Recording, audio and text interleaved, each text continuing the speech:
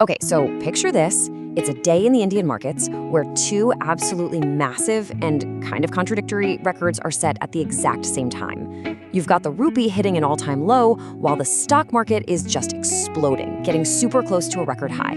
How on earth is that possible? Well, let's break down this puzzle. So yeah, that's the big question we're tackling today. On one hand, you've got the national currency at its weakest point in history, and on the other, the stock market is throwing a party, reaching for the sky. It really feels like good news and bad news are all mixed up. But as you're about to see, these two events are actually deeply, deeply connected.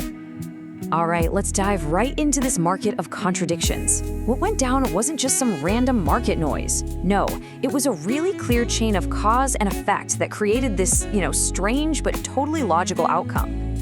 The whole story of this wild day, really the first domino to fall, starts with a pretty big surprise from the Reserve Bank of India. The central bank made a call that nobody was really expecting, and it sent shockwaves through the entire economy. And bam, the RBI drops a surprise 25 basis point rate cut. Now, in simple terms, that just means they made it cheaper to borrow money. It's a classic move designed to get the economy fired up by encouraging people and businesses to spend and invest more. And just so we're all on the same page here, a basis point sounds kind of technical, but it's super simple. It's just 1/100th of a percentage point. So when they say 25 basis points, it just means they cut the interest rate by 1/4%. It's just the lingo they use in the world of finance. So you might be asking, what gave the RBI the confidence to make a move like that?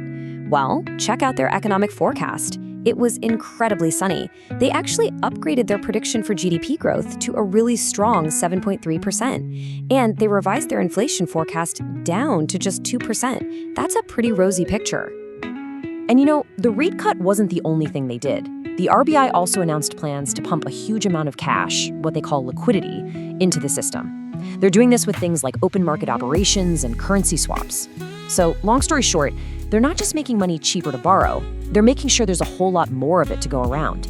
It was a huge, coordinated push for growth. Okay, so that was the cause. Now let's talk about the first major consequence of that move, the rupee hitting a record low. See, while a rate cut is great for boosting your own economy, it has an immediate and pretty powerful effect on your currency. And boy, did it have an effect. The Indian rupee just tumbled, hitting a brand new all-time low of 90 against the US dollar. Why? Well, think about it. If interest rates are lower in India, big global investors looking for the best return on their money will look elsewhere, right? That lower demand for the rupee causes its value to fall. Now, a weaker rupee is, it's a classic double-edged sword. On one hand, it's fantastic for Indian companies that sell things overseas, because they earn more rupees for every dollar they make. But for you and me, it means things like gas for your car, that new phone you wanted to buy, or even studying abroad. It all just got more expensive. Okay, so the rupee is down. That's the bad news piece of our puzzle. But what about the other side of the coin? Why in the world did the stock market react with such incredible joy to the very same news? The numbers really do tell the whole story here. The Nifty index just surged, getting crazy close to its all-time high, while the Sensex absolutely soared. See, investors weren't worried about the weak rupee. Not at all. They were cheering because the RBI sent a crystal clear signal. We're going to do whatever it takes to keep this economy growing. And the market loved that message. And this rally wasn't just a few hot stocks either. It was broad. Banks took off because lower rates mean it's cheaper for them to get money, which means more profits. IT companies were up because there's hope that the US might cut rates too, which is great for their biggest customers. And we also saw a ton of investor interest in real estate and pharma. And if we zoom in a bit, you can see specific companies were making big headlines. The big names in IT were major gainers, and all sorts of other corporate news, demergers, stake sales. It just added to the buzz, showing a business world that was really active and on the move. And listen, this optimism wasn't just a one-day flash in the pan. The underlying confidence among investors is just incredibly high right now. Just look at the recent IPOs, when companies go public for the first time. Companies like Meesho have seen record-breaking demand, which proves that people are really eager to put their money into new Indian growth stories. Right, so we've got the domestic story down, but you've got to remember, no market is an island. While the RBI's decision was definitely the main event, there's a whole bunch of stuff happening around the world that's shaping the mood and influencing what investors do here in India. Yeah, there's a lot going on out there. You have ongoing tensions between the US and China, which always affects how risky investors are feeling. You have geopolitical visits that shift alliances, and importantly, you've got a lot of hope that the US central bank, the Fed, might also cut rates soon. And that's adding to the optimism in markets all over the world. So, after all that, what's the bottom line? How do we put all these moving pieces together and finally solve the puzzle we started with? Okay, let's bring it all home.